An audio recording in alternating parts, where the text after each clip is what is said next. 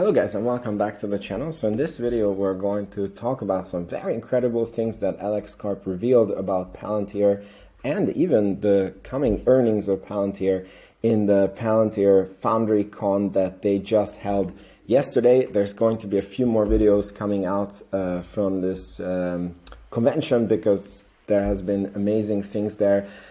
Sham did a fantastic demo of what Palantir system does and how it's working. Definitely a video coming about that. But very interesting news today. All the Palantir shareholders had a very amazing day, and today I'm no longer a Palantir backholder. I believe my average price is $8.40 something, and I am more than 5% up on my position, which is very weird. We might be entering some weird bull market. Anyways, so if you like this content, please make sure you hit the subscribe button. And if you want to go ahead and support the channel and get the valuations and direct access to me and some exclusive content, check out the Patreon, which is the first link in the description box below. So we're going to check this first clip. By the way, this is kind of a boring interview. Of course, you can watch it if you want. I took the highlights, which I thought was the best from this interview. And here we go. But these products are built before anyone believes they're useful, so that puts us under enormous pressure.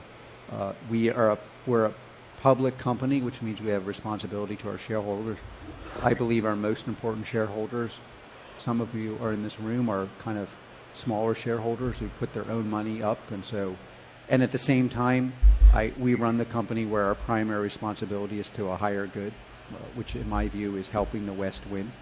So and we build the products for that. And there's a famous saying in the Valley: ask for money, get advice; ask for advice, get money. And I think a lot of these contradictions work because if you're really working to a higher goal, it's much easier when the person in front of you and behind you and next to you that you work day are like driving you nuts to actually say, well, okay, they drive me nuts, but we're going to get this to work.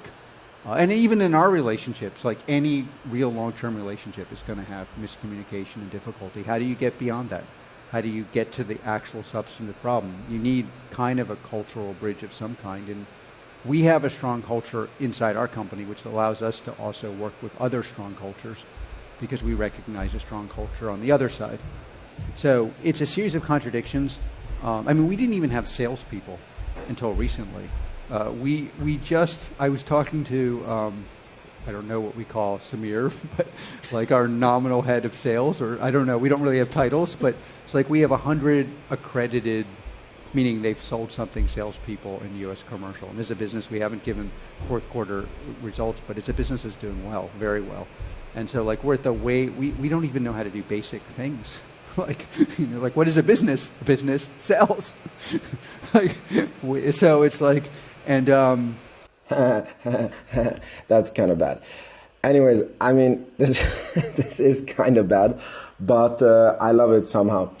If anyone tells me that Alex Karp is not the greatest salesperson ever, they're lying. I read this somewhere in a book that the greatest salespeople make it look like that you're not in a sales interview and you don't know that you're being sold to. So what he just told you is that this company got to where it is, or where it was 2 years ago, which was 700 million annual revenue, with him being the only salesperson.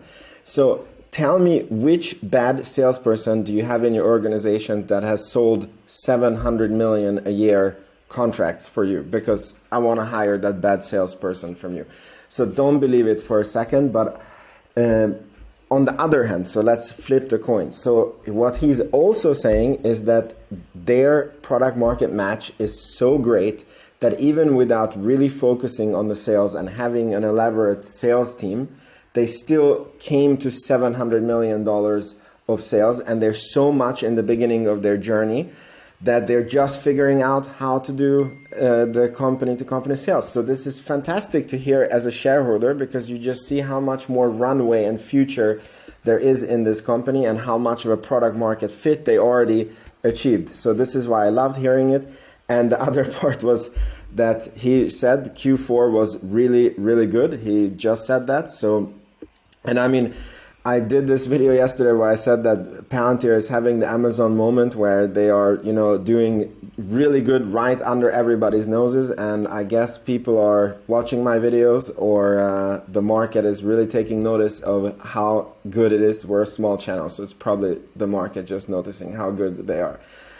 Anyways, I love this part, and now we're gonna go to the second part, which is a bit of a more philosophical, but I thought it was very, very good, the best part of the interview for me. Hey, Dr. Karp, how's it going? Also really privileged to be here, so thank you. My name is John Birch. I work at PG&E.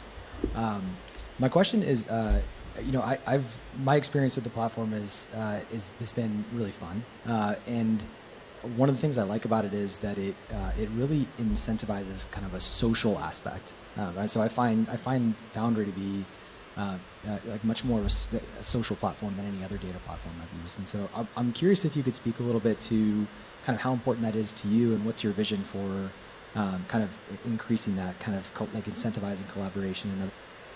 So this is a very interesting question. I had to watch this a few times. So he's saying that he's asking that he is finding that Palantir Foundry is a very social tool. It's the most social data science program that he has ever worked with. And why is that? And are they planning on expanding this? And in answering this question, Alex Karp reveals why Palantir Foundry is so powerful, the culture of Palantir and how they're exporting that culture and why it works. So this is really, really good for Palantir investors, although it's a little bit philosophical. Within a company that's using your tools. Oh, thank you for the question. Just so you know, you don't have to call me. It's Dr. Karp. I only ended up being Dr. Karp because in the beginning we had no money, no revenue, no clients, and no one invested in us. The only thing I had was this. I was a doctor in something, by the way, which is German philosophy is not that relevant. But I'm very happy to be honored, 20 years later as Dr. Karp, and it makes me, I still turn around and think my dad is a pediatrician. I'm like, what's my dad doing here? He's still judging me for not being an academic, still being judged. The interesting thing about Palantir platforms is it is both social and not social. And so the part that is social is look again, if you look at what makes a tech company work, why are there so many tech companies here? Okay, well, I spent a lot of my life in Germany and various elite things. I don't think my experience is the people at Stanford I knew and the people at Germany I knew were the same level of intelligence at least. So, and there are lots of other cultures. It's because Americans find ways to work together in teams, and that's how you get all the insights into a product, and then systematic work over 5-6 years. But then what's built into our product, often in the clandestine space, particularly valuable, you can then have a subset of people you work with and a subset of people you don't work with, is otherwise called civil liberties protection. And that's also crucial because you can't advance. One of the mistakes technically is you have a blob, like a data lake where everyone has to see everything or doesn't see anything. And that also isn't collaboration. First of all, even if you were allowed to do that, you might not want to do it. And even if you wanted to do it, who then has the rights to then make the decision is also a big issue, because you want to simultaneously have dialogue, but then the decision-making capabilities have to be defined and controlled, especially since in Palantir you could actually make decisions. So but to your point, in the end, the reason why our counterterrorism product changed the world, especially in Europe, in my view, stopped Europe from moving very far to the right because it was able to stop terror attacks within the context of data protection. The reason why we were able to distribute COVID vaccines and PPE so effectively, and the reason for these other war successes, is we are giving a technology that represents a culture that will work when that culture is crucial because of the macro conditions. And and then we're in general, we have some of the most interesting and difficult people in the world. So I honestly love seeing you guys. Also, I really like meeting our clients and partners, but it's also it's like day out of jail. People are so reasonable. It's we want to succeed, and if it succeeds, our Palantirians are a lot less reasonable.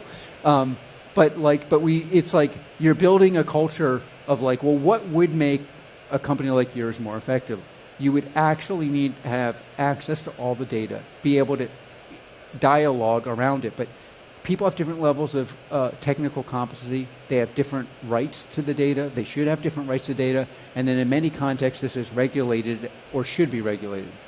And so the vision of that really was a vision we articulated 20 years ago, as that this will be the vision for how data is managed. And because the vision was so difficult, you had to rebuild how, like PG product, we rebuilt how software works. And that's why, and then it's the same with all of these other products we're delivering. And then what happens when we're successful is macro condition comes together. Culture, especially adaptive cultures, morph to those macro conditions, but they morph to the macro conditions in a way that's also constrained. Like no regulated large institution or less regulated is going to allow everyone access to all data under all conditions, where everyone has a right to the code base. That would be presumably not ethical, and it would destroy your company. And it's like, and so, but on the other hand, you really do want the person on the ground to be able to say, hey, but this is a stupid decision, Dr. Karp. Your decision's really dumb. Let me show you why, which is, again, my day at Palantir. But yeah, so I think like in the, and like this is, again, it's like in the warfighting contest, you see this because one of the things that's made the Ukrainians so successful is they have morphed their culture to how war will be fought in the future. Our product helped them do that, but it's like, it's just not going to be fought the same way. And the same thing on the front line in your companies. So yeah, that's a big part of what we're actually doing. By the way, we're very bad at articulating this. So it's like, I'm very grateful for your question because it's like, we tend to just like sell the engineering. Now where we've been reasonably good at it is like, if you read the data protection legislation promulgated around the world, it literally looks like what our product was built to do. So there is a way, and when you do it, people then are like, oh, this is possible, and then they codify it. But I would say where we get a very, very failing grade at Palantir is we're doing all these things, we just don't bother to tell anybody. And we need people to like actually use them and show people in the world because that's how you get the change.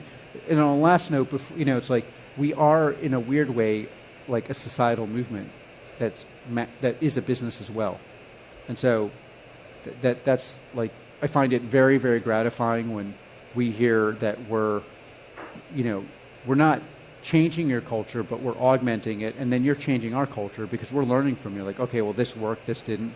So I had to watch this, this is the third time I'm watching it, and I don't know why, this almost gives me chills. I really, really like what he said here. So basically he said why the US is so successful is that people are able to work in teams, and he has said it earlier that the US is very, very adaptive.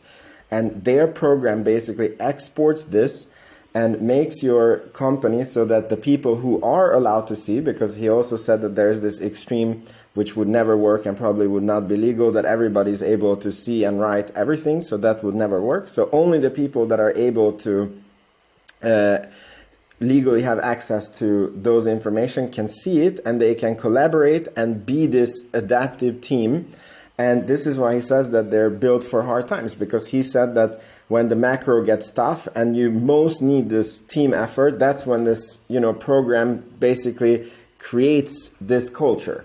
And also the fact that he said that they are a company, but also a cultural movement. You can watch the full interview if you want. But what he means by this is they have a way of thinking about privacy and how you should handle data. And there's these two extremes of you can be the big brother and everyone can see everyone's data and you lose 100% of your privacy, or you can be the other extreme that nobody knows anything and then weird things are going on, and you have terror attacks because nobody's able to prevent anything. And they have an ideological solution to this that enables that you don't get terror attacks, but not everybody sees everything, so you have the best of both worlds. And they are really exporting this culture, and when lawmakers find out that this is possible, then they make into law basically how their program works, which is in return really good for them. This was a very interesting explanation of how Foundry works and makes your company better. I loved it. So this was it for this video. There's more videos coming about the Foundry Con because there was awesome things there. And let me know what you think about the recent stock price of Palantir, and are you still a bag holder? What is your average price and what are you doing? Are you buying more, or are you holding? Are you taking profits? Very curious. Please make sure you're subscribed, and I will see you in the next video. Ciao, ciao.